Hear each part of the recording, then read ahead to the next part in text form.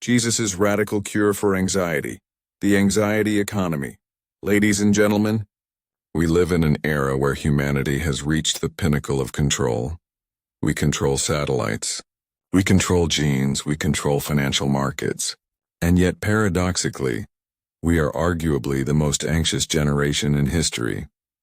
We worry about money, careers, health, our children's future, climate change. We even worry about things that haven't happened yet. We exist within an anxiety economy where worrying isn't just an emotion, but a social obligation, proof that you are a responsible adult. The person who doesn't worry is often deemed immature. In this context, we must turn to one of the most satirical and radical statements ever made, the teaching of Jesus Christ, particularly from the Sermon on the Mount. When addressing worry, he didn't offer gentle platitudes. He issued a direct command that to many modern planners sounds utterly anti-scientific. Just stop worrying. Jesus doesn't offer advice.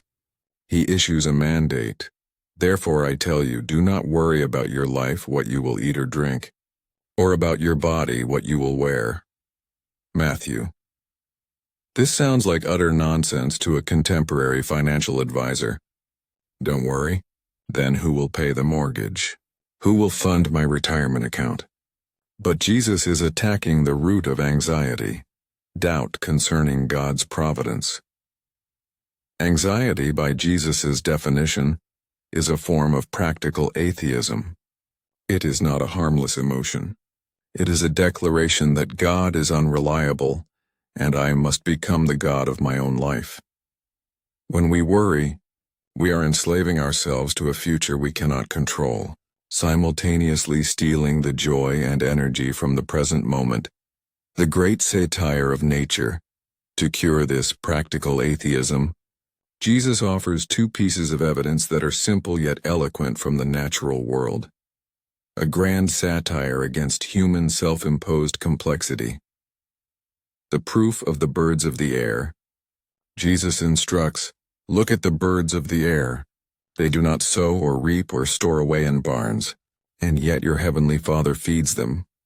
This is historical satire. God treats the animals better than we treat ourselves. We, the creatures granted reason and soul, live in perpetual panic over basic subsistence, while these tiny birds with no 5-year plan and no savings account are faithfully cared for. Jesus asks pointedly, are you not much more valuable than they?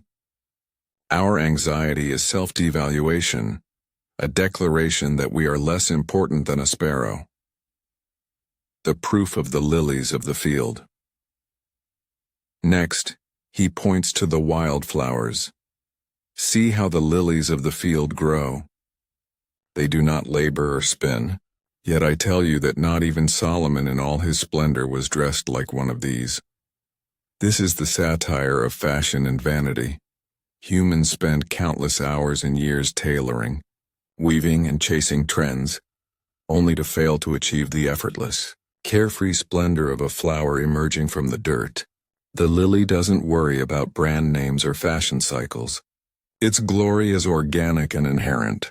Our anxiety about appearance and status is a wasted effort, for we are striving to achieve the glory that God gives freely to the grass and flowers.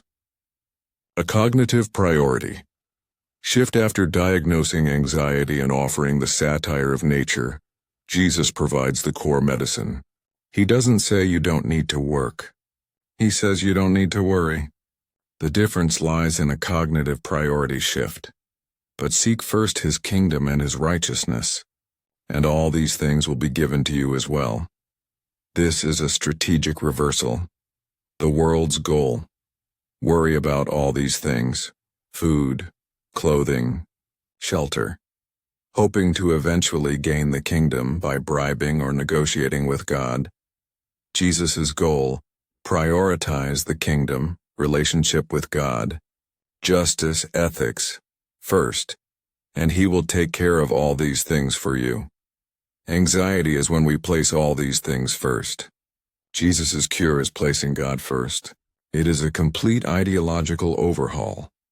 Instead of trusting in our own often failing planning abilities, we trust in God's complete providence.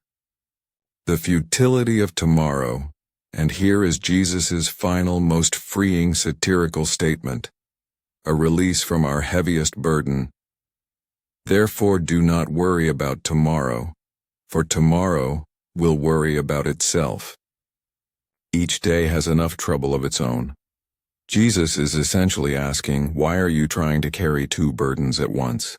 Today's troubles and tomorrow's potential troubles? Worrying about tomorrow is chronological futility.